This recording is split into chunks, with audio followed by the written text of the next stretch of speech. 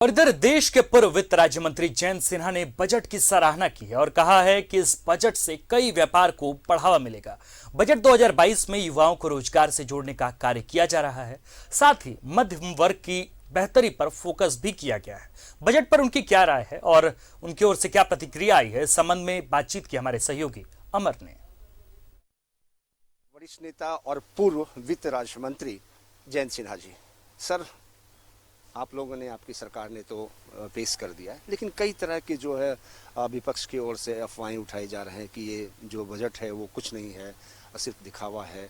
और हम लोग सोचे थे कि कम से कम 5 राज्यों के चुनाव हैं, उसके लिए कुछ आएगा। सरकार से निवेश को प्रोत्साहन दिया गया है। माननीय प्रधानमंत्री जी ने कल अपने संबोधन में बताया कि जब यूपीए की सरकार थी तो करीब 2 लाख करोड़ का निवेश हुआ था, लेकिन इस बजट में 7-8 साल बाद अब 7.5 लाख करोड़ का निवेश होने वाला है। तो आप देख रहे हैं कि कुछ ही वर्षों में 4 गुना ज़्यादा निवेश हो रहा है। और देखिए, निवेश की सबसे बड़ी खूबी ये है कि निवेश के द्वारा रोजगार का बड़ा तेजी से सृजन। लेकिन सर, आप लोगों ने ये कहा कि 1 लाख करोड़ जो है, जो राज्यों को 50 साल के लिए इंटरेस्ट, बिना इंटरेस्ट का आप देंगे, तो इसका क्या प्रावधान होगा और कैसे देंगे? और क्या राज्य इसको समझ पाएंगे या फिर पार्टी पॉलिटिक्स में उलझ के रह जाएगी? अब केंद्र सरकार ने कहा है कि 1 लाख करोड़ राज्य सरकारों के लिए, अगर राज्य सरकार को कोई लग रहा है कि वो किसी भी इंफ्रास्ट्रक्चर की योजना में पैसे खर्च नहीं कर सकते, आज वो पैसे बहुत आपको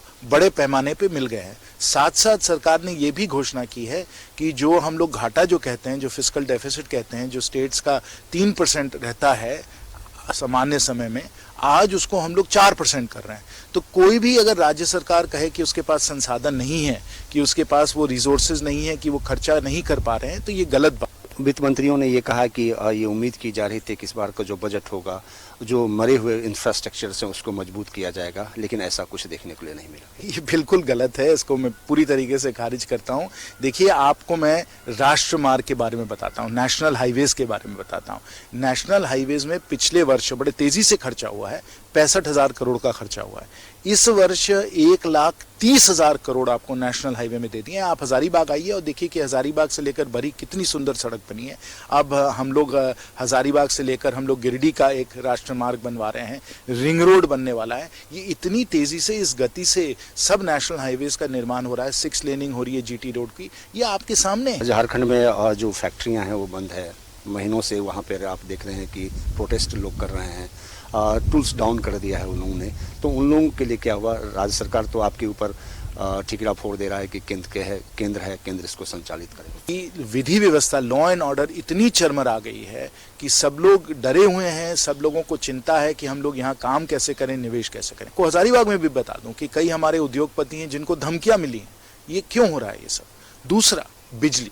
आज खासकर जो डीवीसी कमांड एरिया वाले जो जिले हैं, उसमें तो बिजली मिल ही नहीं। तो जब तक आप अपना बकाया नहीं दीजिएगा तो बिजली कहाँ से आएगी? बिजली नहीं है तो उद्योग कहाँ से होगा, विकास कहाँ से होगा?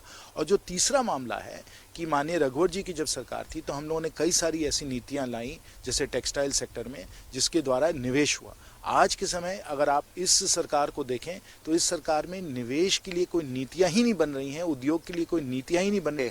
जयंत सिन्हा जी, इनका साफ तौर से कहना है कि ये बजट जो है रोजगार मिलेगा, इस बजट से आम लोगों को फायदा होगा। राज्य सरकार चाहे तो इसका कितना फायदा उठा सकता है वो राज्य सरकार के ऊपर डिपेंड करता है।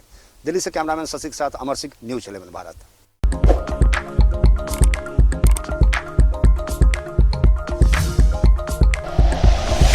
Like and share videos, subscribe करें हमारा चैनल और प्रेस करें बेल आइकॉन। न्यूज़ 11 भारत, सच है तो दिखेगा।